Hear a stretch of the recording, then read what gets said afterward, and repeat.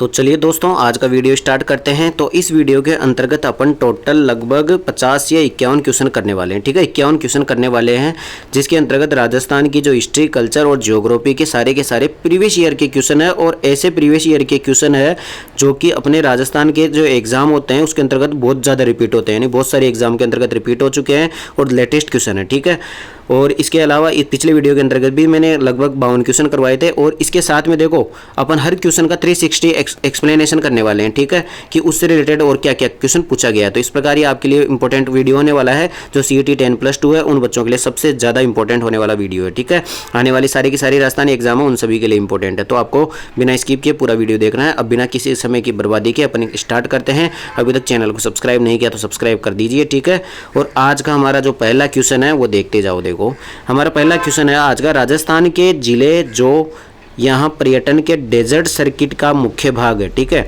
तो यहाँ पर ये पर्यटन वाले चैप्टर से पूछा गया ज्योग्राफी का, जिसमें डेजर्ट सर्किट पूछा गया है। ठीक है भाई, पर्यटन के डेजर्ट सर्किट में कौन से जिले आते हैं। ठीक है, तो इसमें सबसे ज़्यादा गलती होती है। अपन क्या करते हैं, ये वाला बताते हैं कौन कौन सा भाई। अपन बताते हैं, जैसे डेजर्ट सर्किट है मरुस्थल में, उधर से जैसलमेर ले लेते हैं, जोधपुर ले लेते हैं, बाड़मेर ले लेते हैं और बीकानेर ले लेते हैं। लेकिन नहीं, ध्यान रखना इसमें कौन सा नहीं आएगा, इसका ध्यान रखना। डेजर्ट सर्किट में इसमें बाड़मेर नहीं आएगा, तो इसका आंसर होगा जोधपुर, बीकानेर, जैसलमेर। ठीक है, तो हमेशा डेजर्ट सर्किट या मरु त्रिकोण अगर क्वेश्चन में आ जाए तो उसमें बाड़मेर को मत लेना। ठीक है, बाड़मेर को नहीं लेना है। तो इसका आंसर हो जाएगा डेजर्ट सर्किट में कौन सा हो जाएगा, जोधपुर, बीकानेर, जैसलमेर। ठीक है, इसके बाद में अगले क्वेश्चन में बढ़ते हैं। क्वेश्चन नंबर दूसरा क्या कह रहा है, देखो, टोंक की प्रसिद्ध चारबेत लोक नाट्य कला का प्रारंभ किसने किया था। यानी जो चारबेत है, देखो पिछले एग्जाम के अंतर्गत क्वेश्चन पूछा गया था कि चारबेत कहाँ की लोक नाट्य कहाँ का प्रसिद्ध है, तो ये टोंक का प्रसिद्ध है। एक क्वेश्चन तो ये बनता है। इसके अलावा एक क्वेश्चन बना है इसमें, भाई ये चारबेत जो लोक नाट्य हैं इसको प्रारंभ किसने किया था,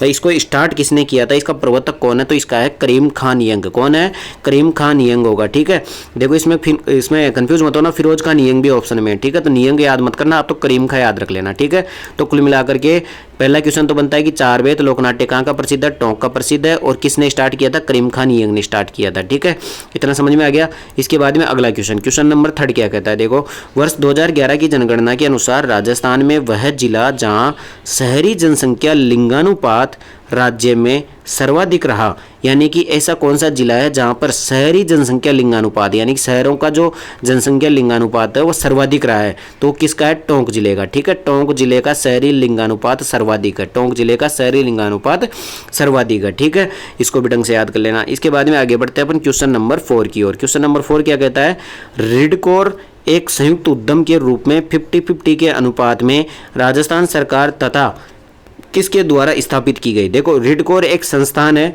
जो कि अपनी राजस्थान सरकार और एक संस्था और उसके माध्यम से स्थापित की गई थी। दोनों का 50-50 अनुपात में साझा है। ठीक है, 50-50 का अनुपात में भागीदारी है। एक तो है राजस्थान सरकार और एक है ILFS। कौन सी है, ILFS। ठीक है, इन दोनों ने मिलकर के रिडकोर संस्थान चलाई गई थी। ठीक है, तो कुल मिलाकर के रिडकोर संस्थान किसके द्वारा चलाई गई है, राजस्थान सरकार और ILFS के द्वारा चलाई गई है। देखो, होने वाले एग्जाम में आगे वाले में ये पूछ सकता है कि इनका साझा यानी कि अनुपात क्या है, तो 50-50 का यानी कि आधा अनुपात है। ठीक है, इतना याद हो गया। इसके बाद में आगे बढ़ते हैं क्वेश्चन नंबर 5।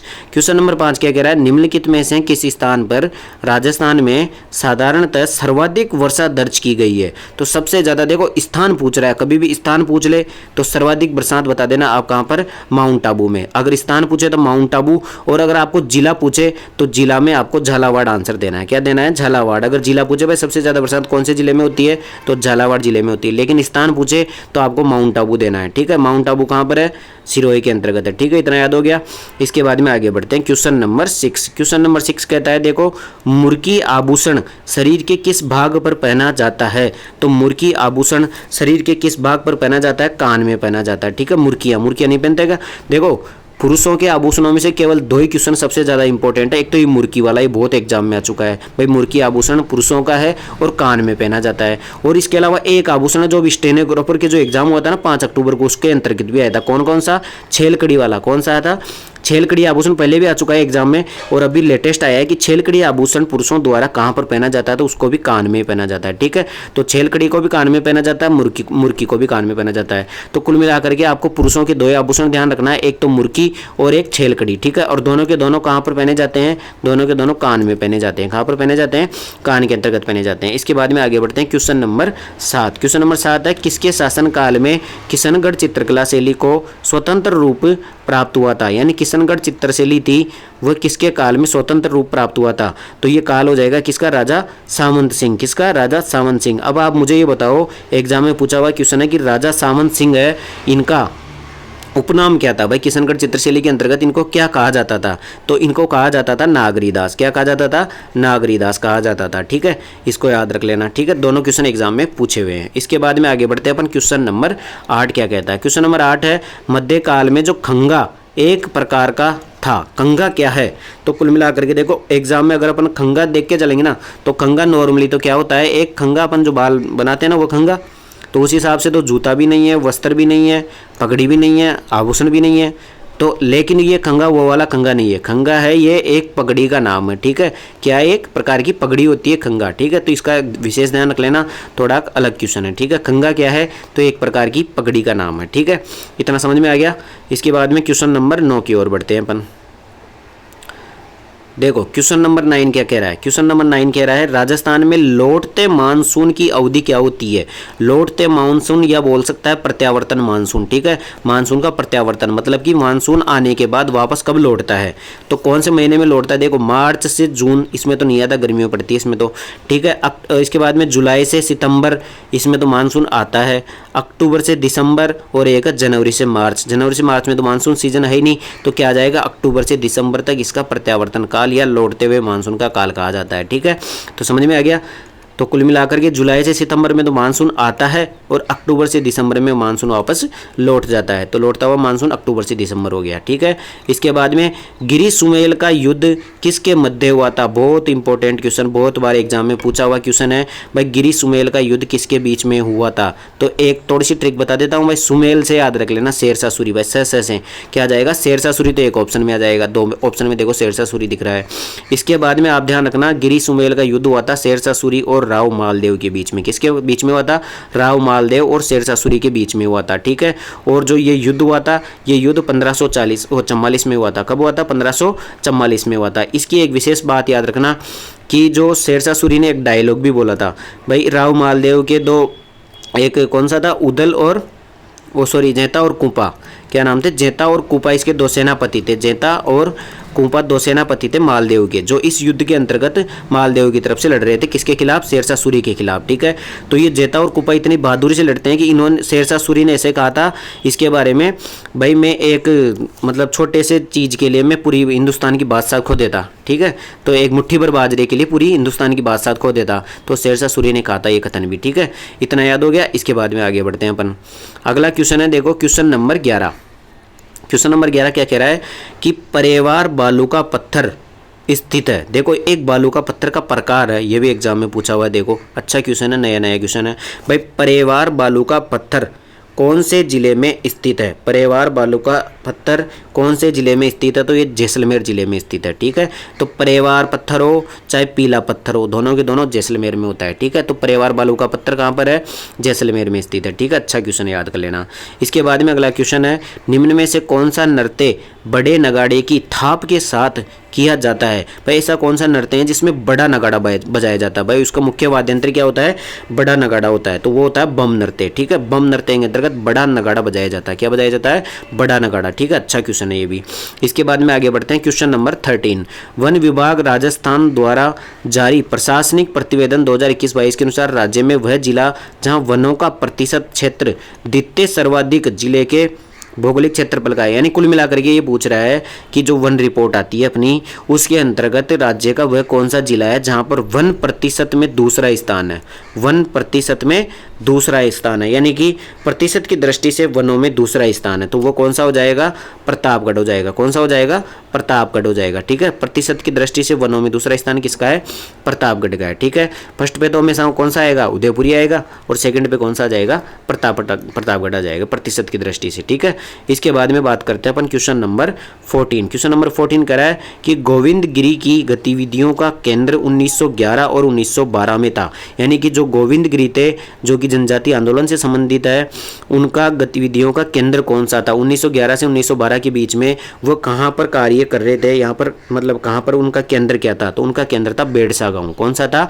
बेड़सा गाँव। ठीक है, ये बहुत 2-3 बार एग्जाम में पूछा गया क्वेश्चन है। ठीक है, तो गोविंद गिरी का जो केंद्र था, गतिविधि का केंद्र था, वो कौन सा था? बेड़सा गांव था। ठीक है, ईडर तो कहाँ पर है? गुजरात में। इसके बाद में आगे बढ़ते हैं अपन क्वेश्चन नंबर 15। 1883 में स्वामी दयानंद सरस्वती ने उदयपुर में किस सामाजिक संस्थान की स्थापना की थी? तो स्वामी दयानंद सरस्वती ने उदयपुर में किस सामाजिक संस्थान की स्थापना की थी? तो उन्होंने 15 मतलब इसमें की थी परोपकारिणी सभा की। किसकी स्थापना की थी? परोपकारिणी सभा की। ठीक है, देखो ये क्वेश्चन 2-3 तरीके से पूछा जाता है। पहला तो ये पूछता है कि परोपकारिणी सभा की स्थापना किसने की? तो स्वामी दयानंद सरस्वती ने। ठीक है, महर्षि दयानंद सरस्वती ने, MDS ने। ठीक है, तो परोपकारिणी सभा की स्थापना महर्षि दयानंद सरस्वती ने। दूसरा पूछता है कब की थी? तो 1883 में की थी, जब सभा की स्थापना हुई थी, उसी टाइम पे 1883 में परोपकारिणी सभा की स्थापना हुई। और इसके अलावा कहाँ पर स्थापना की थी? उदयपुर में। देखो 3-4 क्वेश्चन पूरी तरीके से घुमा घुमा के पूछा हुआ क्वेश्चन है, सारे के सारे पूछे हुए हैं। तो सबसे पहले तो परोपकारिणी सभा की स्थापना 1883 में की। किसने की? महर्षि दयानंद सरस्वती ने की। कहाँ पर की? उदयपुर में की। और कौन सी सभा थी? परोपकारिणी सभा थी। कौन सी सभा थी? परोपकारिणी सभा थी। वेरी वेरी इंपॉर्टेंट, बहुत बार घुमा घुमा के क्वेश्चन पूछा हुआ है। ठीक है, इसके बाद में आगे बढ़ते हैं क्वेश्चन नंबर 16 की ओर। यह कह रहा है कि उम्मेदगंज संरक्षित क्षेत्र राजस्थान के किस जिले में स्थित है? तो उम्मेदगंज वैसे पता चल जाना चाहिए भाई। उम्मेद सिंह कहाँ के प्रसिद्ध थे? कोटा के। भाई जो कोटा का जो दशहरा मेला है ना, उसको लोकप्रिय उम्मेद सिंह जी ने बनाया था। तो उम्मेदगंज जो संरक्षित क्षेत्र है, ये भी कहाँ पर है? कोटा में हो जाएगा। कहाँ पर हो जाएगा? कोटा में हो जाएगा। कहाँ पर हो जाएगा? कोटा में हो जाएगा, ये भी याद रख लेना। इसके बाद में क्वेश्चन नंबर 17 क्या कहता है? देखो, राजस्थान राज्य पथ परिवहन निगम की स्थापना किस वर्ष की गई थी? यानी कि RSTC जो राजस्थान परिवहन पथ निगम है, इसकी स्थापना कब की गई थी? देखो ये अच्छा क्वेश्चन है, ये पूछे जाते हैं। जैसे राजस्थान हाईकोर्ट की स्थापना, रिडकोर की स्थापना, राजस्थान पथ परिवहन की स्थापना। तो इसके ऑप्शन आपके सामने ये रहे। बताओ भाई, राजस्थान पथ परिवहन निगम की स्थापना कब की गई थी? तो राजस्थान पथ परिवहन निगम की स्थापना 1964 में की गई थी। कब की गई थी? 1964 में राजस्थान पथ परिवहन निगम यानी RSTC की स्थापना की गई थी। किसकी स्थापना की गई थी? राजस्थान पथ परिवहन निगम की स्थापना की गई थी। इसके बाद में आगे बढ़ते हैं अपन क्वेश्चन नंबर 18 की ओर। राजस्थान में त्योहारों की शुरुआत तो श्रावणी तीज से होती है, लेकिन अंत किससे होता है? तो एक गणगौर से होता है। ठीक है, इसकी एक शायरी भी प्रसिद्ध है भाई।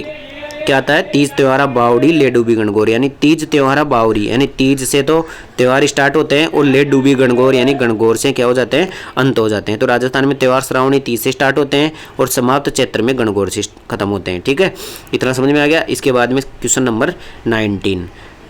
ठीक है, इसके बाद में राजसमंद का मोलेला गांव किस शिल्पकला के लिए विख्यात है? देखो मैंने कल ही पढ़ाया था आपको भाई, एक पद्धति होती है। कौन सी पद्धति होती है? टेराकोटा पद्धति होती है, जो कि एग्जाम में पूछी जाती है। भाई टेराकोटा पद्धति कहाँ की प्रसिद्ध है? तो राजसमंद के मोलेला गांव की प्रसिद्ध है। कहाँ की प्रसिद्ध है? मोलेला गांव की प्रसिद्ध है, राजसमंद की। और टेराकोटा पद्धति में होता क्या है कि मिट्टी की मूर्तियाँ बनाई जाती है। क्या बनाई जाती है? मिट्टी की मूर्तियाँ बनाई जाती है। ठीक है, और ये मिट्टी की मूर्तियाँ को क्या बोलते हैं? अपन मरण शिल्प बोलते हैं। क्या बोलते हैं? मरण शिल्प बोलते हैं। ठीक है, तो 2-3 प्रकार से एग्जाम में पूछा हुआ क्वेश्चन है, बहुत फेमस क्वेश्चन है। ठीक है, बट टेराकोटा पद्धति कहाँ की प्रसिद्ध है? मोलेला गांव राजसमंद की प्रसिद्ध है। और मरण शिल्प का काम होता है, यानी मिट्टियाँ की मूर्तियाँ बनाई जाती है, पकाया जाता है उनको उच्च ताप पर।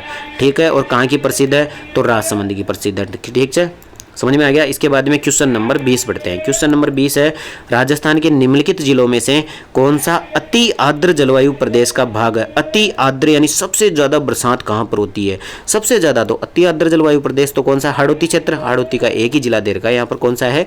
झालावाड़ है। ठीक है, तो अति आर्द्र जलवायु प्रदेश कौन सा हो गया? झालावाड़ हो गया। इसके बाद में आगे बढ़ते हैं अपन क्वेश्चन नंबर 21। रणकपुर का चौमुखा मंदिर को समर्पित है। रणकपुर का जो जैन मंदिर है, चौमुखा मंदिर है, वो किसको समर्पित है? यानी किसकी याद में वो बनाया गया है, या कौन से देवी देवताओं को पूजा जाता है? ठीक है, तो देखो इसके अंतर्गत क्या हुआ था कि अगर देखें तो क्वेश्चन डिलीट हो गया था वहाँ पर, क्योंकि इसमें नेमिनाथ जी और आदिनाथ जी दोनों दे रखे थे, मतलब पूरे के पूरे अपने जैन धर्म के दे रखे थे, क्वेश्चन डिलीट हो गया था। ठीक है, इसका आंसर RSSB के द्वारा बाद में अलग माना गया था। ठीक है, तो इसको क्वेश्चन को अभी स्किप कर देते हैं, इसका आप एक बार देख लेना भाई क्या आंसर माना गया है। ठीक है, क्वेश्चन नंबर 22 है, किस शासक के समय राजस्थान में ब्लू पोट्री की शुरुआत हुई थी? यानी अब देखो क्वेश्चन तो अधिकतर तो एग्जाम में यही पूछा गया है कि ब्लू पोट्री कहाँ की प्रसिद्ध है, तो ये जयपुर की प्रसिद्ध है, ये तो सबको पता रहता है। लेकिन देखो ये भी प्रीवियस ईयर का क्वेश्चन है भाई, ब्लू पोट्री की शुरुआत किसके काल में हुई थी? कौन राजा था जब जयपुर का, जब ब्लू पोट्री की शुरुआत हुई थी? तो सवाई राम सिंह के काल में, ध्यान रखने ला। ठीक है, तो राम सिंह के काल में ब्लू पोट्री की शुरुआत हुई थी। ठीक है, राम सिंह के काल में ब्लू पोट्री की शुरुआत हुई थी। किसके काल में हुई थी? राम सिंह के काल में ब्लू पोट्री की शुरुआत हुई थी। ठीक है, अच्छा क्वेश्चन है, इंपॉर्टेंट क्वेश्चन है।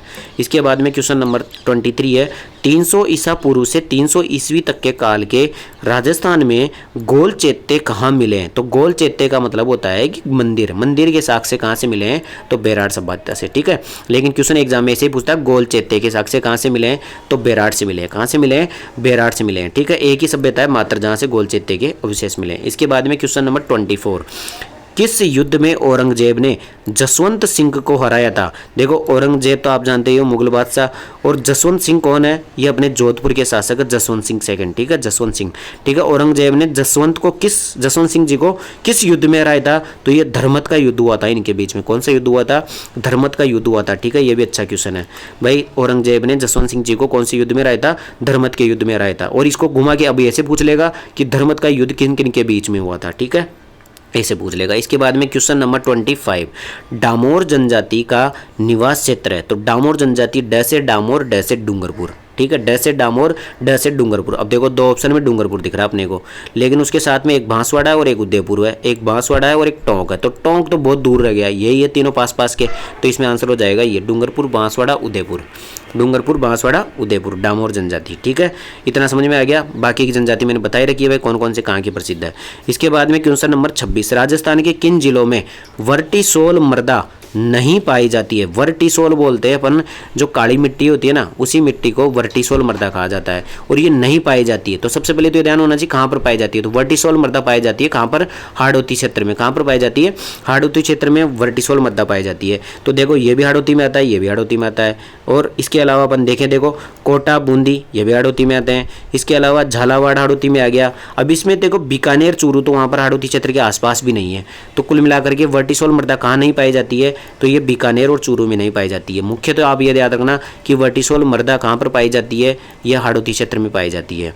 इसके बाद में क्वेश्चन नंबर 27 क्या कहता है, मरु विकास कार्यक्रम किस वित्त वर्ष स्टार्ट किया गया था? देखो मरु विकास कार्यक्रम आता है, इसके अलावा डांग क्षेत्र कार्यक्रम आता है, सीमा क्षेत्र विकास कार्यक्रम आता है, इन सब की सन पूछ लेता है। ठीक है, तो मरु विकास कार्यक्रम है वो सन 1977 से 78 के बीच में चलाया गया था। कब चलाया गया था?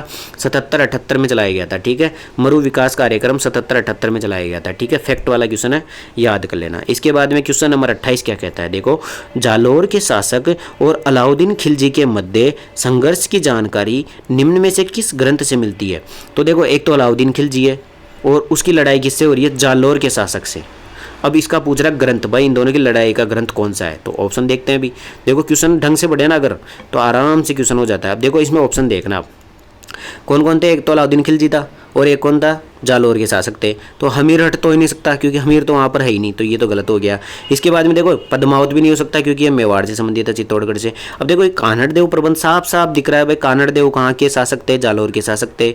तो कानड़ देव प्रबंध के अंतर्गत किसकी? जालोर के शासक और अलाउद्दीन खिलजी की लड़ाई का विवरण देखने को मिलता है। ठीक है, अब देखो एग्जाम में बहुत ज़्यादा पूछा हुआ है कि कानड़ देव प्रबंध जो ग्रंथ है इसकी रचना किसने की थी? तो इसकी रचना की थी पद्मनाभ ने। ठीक है, किसने की थी? पद्मनाभ ने। इसने बहुत ज़्यादा इंपॉर्टेंट है, बहुत बार एग्जाम में पूछा हुआ है। इसके बाद में आगे बढ़ते हैं क्वेश्चन नंबर 29, 2011 की जनगणना के अनुसार जिलेवार घनत्व का सही अवरोही क्रम क्या है? अवरोही क्रम का मतलब होता है कि बड़े से छोटे की ओर, बड़े से छोटे की ओर। और किसका बोल रहा है? घनत्व, किसकी? जनसंख्या घनत्व की बात कर रहा है ये। ठीक है, बड़े से छोटे की ओर, यानी सबसे ज़्यादा जनसंख्या घनत्व किसका है, और फिर उससे घटता हुआ क्रम पूछ रहा है। ठीक है, एक बहुत अच्छा क्वेश्चन है ये, क्योंकि इसमें जयपुर से स्टार्ट नहीं किया इसने, जयपुर तो ऑप्शन में नहीं है। वैसे सबसे ज़्यादा जनसंख्या घनत्व किसका है? जयपुर का है, लेकिन जो जयपुर का इसने ऑप्शन में भी नाम नहीं दिया है। ठीक है, तो इसका हो जाएगा, देखो जयपुर के बाद में आता है जोधपुर का, फिर आता है अलवर का। ठीक है, तो एक तो अलवर आ जाएगा। वैसे यहीं से हो जाएगा अलवर, 2 ऑप्शन में है, ठीक है। इसके बाद में धौलपुर सेम है, धौलपुर सेम है। इसके बाद में बांसवाड़ा और कोटा आ जाता है, तो इसका आंसर आ जाएगा बांसवाड़ा और फिर कोटा आएगा, ठीक है। तो यहाँ से ये अलग हो रहा है क्वेश्चन। तो ये एक बहुत अच्छा क्वेश्चन है। क्वेश्चन कहता है कि जनसंख्या घनत्व का अवरोही क्रम बताओ, ठीक है, घटता हुआ क्रम बताओ। तो सबसे ज़्यादा अलवर का, फिर धौलपुर का, फिर बांसवाड़ा का, फिर कोटा का, ठीक है। ढंग से याद कर लेना, अलवर, धौलपुर, बांसवाड़ा, कोटा, ठीक है। टॉप 5 या टॉप 6 याद कर लिया करो। इसके बाद में आगे बढ़ते हैं क्वेश्चन नंबर 30 की ओर। राजस्थान सरकार द्वारा जनजातीय क्षेत्रीय विकास विभाग की स्थापना कब की गई? देखो, जनजातीय क्षेत्रीय विकास, जैसे एसटी का एरिया होता है ना, उनके विकास के लिए एक विभाग की स्थापना की गई थी। उस विभाग की स्थापना कब की गई थी? तो उसकी गई थी 1975 में, ठीक है। तो जनजातीय विकास विभाग की स्थापना कब की गई थी? 1975 के अंतर्गत की गई थी, ठीक है। ये भी अच्छा क्वेश्चन है, फैक्ट वाला, इसको भी याद कर लेना। इसके बाद में क्वेश्चन नंबर 31 में बढ़ते हैं। निम्न में से कौन गागरोन के राजपूत शासक थे? देखो, एक पूछ रहा है गागरोन के शासक इनमें से। अब गागरोन के शासक देखो भाई, अपने को पता है गागरोन के कौन से फेमस थे, ठीक है। कौन थे? संत पीपाजी। संत पीपाजी की जो छतरी है वो गागरोन में, कहाँ पर है? छतरी गागरोन में। और गुफा कहाँ पर है? टोडा में। कहाँ पर है? टोडा में तो गुफा है, और गागरोन में क्या है? छतरी है। तो वहाँ के प्रसिद्ध कौन है? संत पीपाजी। तो गागरोन के राजपूत शासक कौन हो गए? संत पीपाजी हो गए, ठीक है। आंसर समझ में आ गया। इसके बाद में क्वेश्चन नंबर 32 पढ़ते हैं। क्वेश्चन नंबर 32 है, निम्नलिखित में से कौन सी नदी उदयपुर जिले में प्रवाहित नहीं होती है? कौन सी नदी उदयपुर जिले में प्रवाहित नहीं होती है? साबरमती का उद्गम तो वहीं से होता है, ये तो प्रवाहित होती है। इसके बाद में देखो, ऑप्शन में दे रखा है एक तो पार्वती नदी, एक दे रखा है जाखम नदी, और एक दे रखा है सोम नदी। तो कौन सी नदी का, पास पास की नदियां दे रखी, कौन सी नदी का उदयपुर में प्रवाह नहीं होता है? देखो, सोम नदी का भी उदयपुर में प्रवाह होता है। इसके अलावा जाखम नदी का भी उदयपुर में प्रवाह होता है। पार्वती नदी का उदयपुर में प्रवाह नहीं होता है, ठीक है। पार्वती नदी तो किधर से आती है? ये इधर आती है, झालावाड़, बारामेर इनमें, ठीक है। तो झालावाड़, बारा वगैरह है ना, इसमें आती है, ठीक है। इतना समझ में आ गया। इसके बाद में देखो, आगे बढ़ते हैं अपन, एक सेकेंड, आगे बढ़ते हैं। Question number 33। क्वेश्चन नंबर 33 है, निम्नलिखित में से किस जिले को लकड़ी की पहाड़ी और घाटियों की भूमि के रूप में जाना जाता है? देखो, कहीं भी घाटियों की भूमि आ जाए ना, तो घाटियों की भूमि बारां को कहा जाता है, हमेशा याद रख लेना। तो घाटियों की भूमि या लकड़ी की पहाड़ी के लिए किसको जाना जाता है? बारां जिले को जाना जाता है, घाटियों की भूमि। इसके अलावा आपको ध्यान रखना, अभी लेटेस्ट में रामगढ़ क्रेटर है, जिसको कौन सी में, उसके अंतर्गत सूची में शामिल किया गया था ना, ठीक है। कौन सी में? GOI वाली सूची में शामिल किया गया था। वो भी कहाँ पर है? बारां में, रामगढ़ बारां, ठीक है। विश्व क्रेटर रामगढ़ क्रेटर कहाँ पर है? बारां में। इसके बाद में आगे बढ़ते हैं। क्वेश्चन नंबर 34, इंदिरा गांधी शहरी रोजगार गारंटी योजना, करंट के क्वेश्चन आ गया, ठीक है। तो लगभग अपन ने 32 क्वेश्चन तो पढ़ लिए हैं, बीच में ये करंट के क्वेश्चन आ गए हैं, इनको भी रहने देते हैं। इसके बाद में आगे बढ़ते हैं। देखो, ये क्वेश्चन रहा ज्योग्राफी का, शुभंकर से रिलेटेड, ठीक है। तो कौन सा सही सुमेलित नहीं है? देखो, क्वेश्चन अच्छे से पूछा करो, अंडरलाइन कर लिया करो, कौन सा नहीं पूछ रहा है। देखो, जयपुर का चीतल सही है भाई साहब। इसके बाद में अपन देखें सवाई माधोपुर का बाघ, सही है साहब। इसके बाद में पाली का तेंदुआ, लेपर्ड पाली का, सही है साहब। इसके बाद में कोटा का घड़ियाल, कोटा का क्या बता रखा है इसने? घड़ियाल, जबकि इसका आता है उदबिलाव। क्या आता है? उदबिलाव। तो ये गलत हो जाएगा शुभांकर, कौन सा हो जाएगा? उदबिलाव गलत हो जाएगा, ठीक है। इतना समझ में आ गया। इसके बाद में आगे बढ़ते हैं। ये फिर से करंट का क्वेश्चन आ गए, ठीक है। प्रधानमंत्री कुसुम योजना, और ये भी हो गया, ये भी करंट का है। इसके बाद में ये भी करंट का है, अभय कमांड भी करंट का है। देखो, ये अच्छा क्वेश्चन है, ये नया क्वेश्चन बना था अभी लेटेस्ट। निम्नलिखित में से कौन सी एक बेर की किस्म नहीं है? भाई, कौन सी एक बेर की किस्म नहीं है? तो इनमें से कौन सी एक बेर की किस्म नहीं है? तो इनमें से आ जाएगा गोमा ऐश्वर्य बेर की किस्म नहीं है, ठीक है। ये तीनों की तीनों एक नया क्वेश्चन था, आपको किस्में याद रखनी पड़ेगी। तो ये बेर की किस्म गोमा कीर्ति भी होता है, थार बुबराज भी होता है, और थार सेविका भी होता है। गोमा ऐश्वर्या नहीं होती है, ठीक है। तो कौन सी एक बेर की किस्म नहीं है? तो गोमा ऐश्वर्या नहीं है, ठीक है। इसके बाद में आगे बढ़ते हैं। क्वेश्चन नंबर 48, यशपाल समिति में कितने सदस्य थे? यशपाल समिति में कितने सदस्य थे? तो यशपाल समिति में कितने सदस्य थे? यशपाल समिति में, ये क्वेश्चन डिलीट हो गया था उस टाइम पे, ठीक है।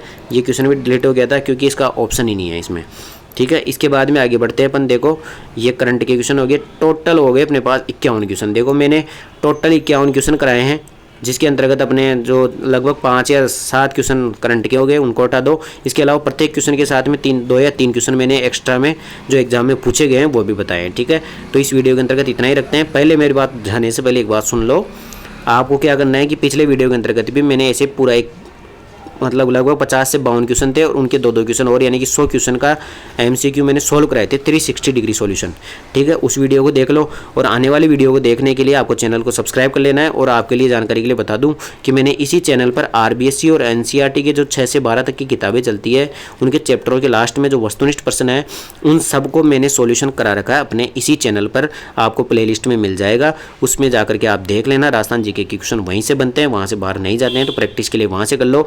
और ये जो क्वेश्चन है ये सारे के सारे प्रीवियस ईयर के मोस्ट इंपॉर्टेंट क्वेश्चन है, तो ये CET 10+2 वाले बच्चों के लिए बहुत ज़्यादा फायदेमंद होने वाला है। इसके अलावा आने वाली पशु परिचर तो वैसे हो जाएगी इनसे, और फिर आता है उसके बाद में RS का और पटवारी का और वीडियो का, इन सब के लिए आपको बहुत फायदेमंद होने वाले हैं। ठीक है, तो आज की वीडियो के अंतर्गत इतना ही रखते हैं, बाकी चैनल को सब्सक्राइब कर लीजिए ताकि आपको आगे की वीडियो इसी चैनल पर तुरंत मिलते रहेंगे। ठीक है, तो आज के लिए धन्यवाद।